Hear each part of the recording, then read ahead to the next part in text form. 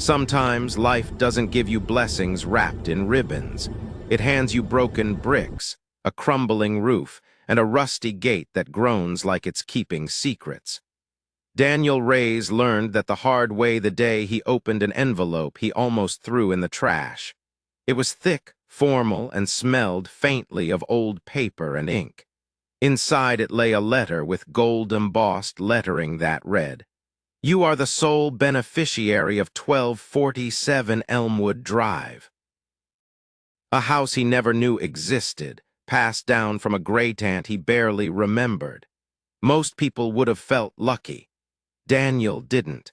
He was a widowed teacher raising a 9-year-old son, Miguel, living paycheck to paycheck. His wife, Sarah, had died 2 years earlier, and life had turned into a careful routine of bills, therapy sessions, lesson plans, and the quiet weight of responsibility. So when he drove to Elmwood Drive and saw the house, the word inheritance felt more like a cruel joke than a gift. The mansion towered before him like a shadow from the past.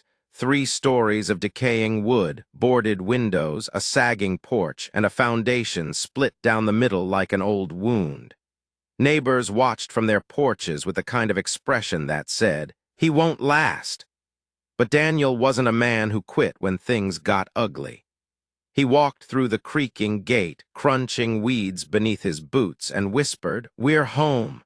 Not because he believed it, but because Miguel needed something solid to hold onto. The wind rushed through the shutters as if the house itself exhaled after decades of silence. What Daniel didn't know was that beneath those cracked floors lay a secret sealed since 1947, a secret worth $150 million, tied to a crime the world had forgotten. That rotting house was about to rewrite his family's history. Every morning of Daniel's life started the same way.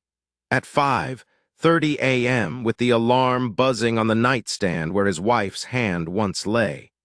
He'd silence it before it could wake Miguel, then stand in the quiet of their small apartment, staring at stacks of unpaid bills on the kitchen counter. Teaching 4th grade paid just enough to survive, never enough to breathe. Miguel's therapy was expensive, and Sarah's medical bills had eaten through what little savings they had left. Each day was a delicate dance between hope and exhaustion. Miguel, a boy who thrived on order, moved through his morning routine with the precision of a watch. Same cereal, same blue bowl, same spot at the table. Daniel had built their life around this rhythm because any break in it could shatter their day. So when the inheritance letter arrived, part of him wanted to ignore it. Another house meant another responsibility. But when he saw the address just blocks from Roosevelt Elementary, something inside him stirred. Maybe this wasn't a curse. Maybe it was a way out of the cramped apartment. The house looked terrifying that first day, but beneath the rot, Daniel saw something else. Bones of strength, details crafted by hands that had built for generations, not just profit. And when his neighbor, Mrs. Chen, an elderly woman with watchful eyes, asked, "You fixing or tearing down?" Daniel surprised himself with the answer, "Fixing." He didn't have money, experience, or a plan, but he had grit.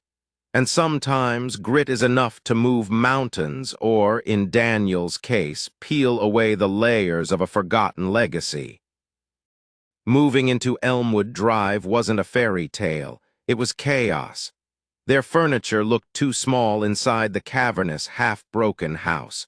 The electricity flickered like it was afraid of commitment, the plumbing spat out brown water, and the old furnace wheezed like a dying animal. Miguel's carefully structured bedtime routine unraveled in minutes. Every creak echoed like footsteps. Every gust of wind felt like whispers. "I don't like it here," Miguel whispered into Daniel's shirt that first night. Daniel held him tight, staring at the cracked ceiling and wondering if he'd made a massive mistake. The next morning brought no mercy. The windows were still boarded, the walls moaned with age, and the kitchen faucet barely worked. But beneath the frustration, Daniel felt something unexpected: determination. He made late-night trips to the hardware store, learning how to patch, fix, wire, and hammer through YouTube videos and old manuals. And slowly, Miguel began to adapt. He found a corner where the sunlight filtered through a gap in the boards, making patterns on the floor. He called it his spot. For Daniel, that was enough to keep fighting. And in the second week, when Miguel lay on the kitchen floor, tapping it like a drum and said, "It sounds hollow here," Daniel thought nothing of it at first. But that hollow sound would be the spark that changed everything. Late one night, after Miguel had fallen asleep, Daniel returned to that hollow spot in the kitchen. He pulled up the worn linoleum and discovered 3 wooden planks cut shorter than the rest. Heart-pounding, he pried them loose with a crowbar and found a narrow staircase leading into darkness. He grabbed a flashlight and descended. What he found was a hidden chamber: stone walls, shelves carved into the foundation, and in the center a wooden table with a leather-bound journal resting on it like a relic. The first page read, "The Private Records of Eduardo Mendoza, 1947.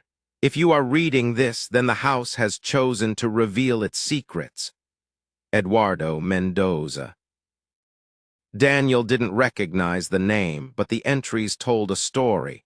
Eduardo had been an engineer, an inventor, and a man betrayed. He wrote about building a revolutionary water purification system, a technology that could have changed the world. But Meridian Industries, a powerful company, stole his invention, destroyed his reputation, and buried the truth. The journal hinted at blueprints, patents, and a hidden prototype beneath the house. As Daniel held the fragile pages, something shifted inside him. This wasn't just a house anymore.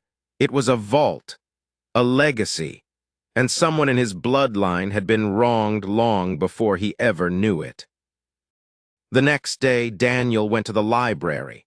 That's where he met Elena Rodriguez, the town librarian with the sharpest mind in the building. When he showed her a copy of Eduardo's sketches, her eyes lit up. "This isn't ordinary engineering," she whispered. "This is decades ahead of its time." Together, they dug through old archives and newspaper clippings from 1947. Eduardo Mendoza was real. A civil engineer who invented a water purification system that threatened Meridian Industries' control of the market. Before Eduardo could patent it, Meridian accused him of theft, destroyed his name in the press, and quietly stole the technology. Eduardo disappeared from the public record soon after. Elena leaned back from the microfilm screen, her voice tight. Meridian still exists, and they built their empire off his work. That night, Daniel returned to the hidden chamber. He pried at loose stones and found a steel box containing blueprints, patent drafts, and photographs of Eduardo's prototype. What Eduardo built wasn't a dream. It was real, and worth millions.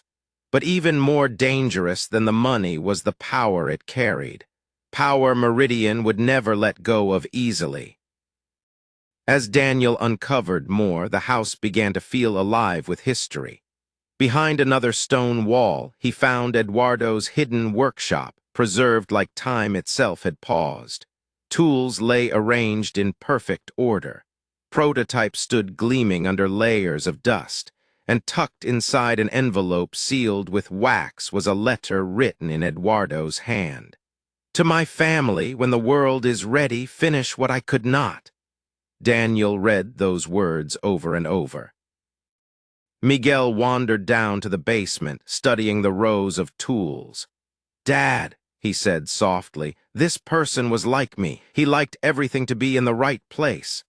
For the first time, Daniel saw the connection. Eduardo, meticulous and brilliant, may have been like Miguel, different but gifted. That night they tested the machine with Elena's help. Water that was undrinkable ran through the old brass prototype and came out clean. Perfectly clean. What Eduardo built decades ago still worked flawlessly. And if it reached the world now, it could save millions of lives. The next morning, a black sedan pulled up outside the gate. A man in a suit stepped out, Richard Meridian III, the grandson of the man who stole Eduardo's work. His voice was smooth, but his words were poison. "I understand you've inherited something interesting," he said. "Our company is willing to make a generous offer." Daniel stared him down. "The house isn't for sale." Meridian's smile didn't falter, but his eyes hardened. "Then be careful. Some inheritances are more trouble than they're worth." When he left, Daniel knew this wasn't just about history anymore. Meridian Industries had been watching. They had buried this secret once. They'd try again. That night, Daniel, Elena, and Miguel spread Eduardo's documents across the table. They found proof not just of one stolen invention, but a decades-long pattern of corporate theft. Meridian had built its fortune on stealing ideas from people like Eduardo. And this family, Daniel's family, held the proof to burn them down. Eduardo's final letter wasn't about revenge. It was about responsibility. "The technology belongs to the world, not to men who hoard it," it read. Daniel sat in Eduardo's workshop with Miguel and Elena, staring at the prototype that had waited 70 years for someone brave enough to bring it into the light. Miguel tugged at his sleeve. "Dad, if the bad company is lying, shouldn't we tell everyone the truth?" Daniel looked at his son, this quiet, brilliant boy who saw the world in patterns and light, and he knew the answer. They made copies of every document.